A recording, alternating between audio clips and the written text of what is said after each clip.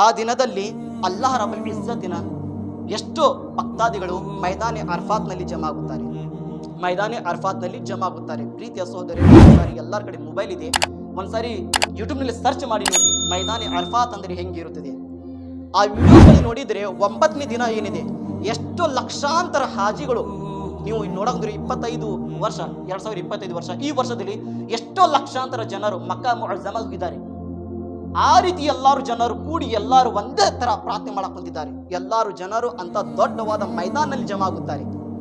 ಆ ಮೈದಾನಲ್ಲಿ ಜಮಾ ಆಗಿದ ನಂತರ ಅಲ್ಲಾಹ್ ರಬ್ಬುಲ್ ಇಜ್ಜತ್ ಆಕಾಶಿನ ಮತ್ತು ಪ್ರಪಂಚದಲ್ಲಿರುವ ಫರಿಷ್ಠಗಳಿಗೆ ಹೇಳ್ತಾನಂತೆ, ಐ ನನ್ನ ಫರಿಷ್ಠಗಳು ನೋಡಿರಿ ನನ್ನ ಭಕ್ತಾದಿಗಳಿಗೆ, ಐ ಫರಿಷ್ಠರು ನೋಡ್ರಿ ನನ್ನ ಭಕ್ತಾದಿಗಳಿಗೆ ಯಾವ ರೀತಿ ಬಂದಿದ್ದಾರೆ ನನ್ನ ಕಡೆ. ಕೆಟ್ಟವಾದ ಬಿಸಿಲ ಇದೆ, ನೆರಳು ಏನಿಲ್ಲ, ಆದರೆ ಎಲ್ಲ ನೆರಳನ್ನು ಹುಡುಕಾಡಕ್ ಕುಂತಿಲ್ಲ, ಬರೀ ನನ್ನ ಸಹಾಯತ ಕೇಳಕ್ ಕುಂತಿದ್ದಾರೆ ಜನರು. ನನ್ನ ಭಕ್ತಾದಿಗಳು ನನ್ಗಾಗಿ ಬಂದಿದ್ದಾರೆ.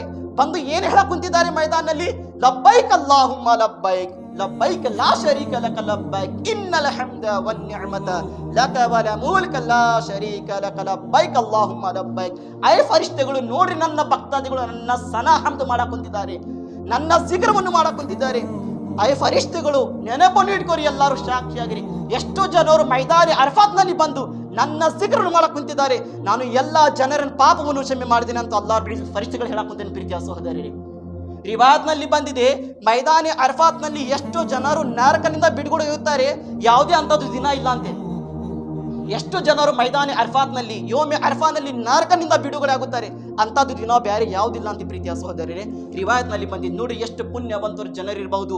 ಮಕ್ಕಾ ಮುಅಜ್ಜಮಾಗೆ ಹೋಗಿದ್ದಾರೆ, ಮೈದಾನಿ ಅರ್ಫಾತ್ನಲ್ಲಿ ಹೋಗಿದ್ದಾರೆ, ಹೋಗಿ ಅಲ್ಲಾಹನ್ ಕಡೆ ದುವಾ ಮಾಡಕ್ ಕುಂತಿದ್ದಾರೆ, ಅಲ್ಲಾಹನ್ ಕಡೆ ಕ್ಷಮೆಯನ್ನು ಕೇಳಕ್ ಕುಂತಿದ್ದಾರೆ.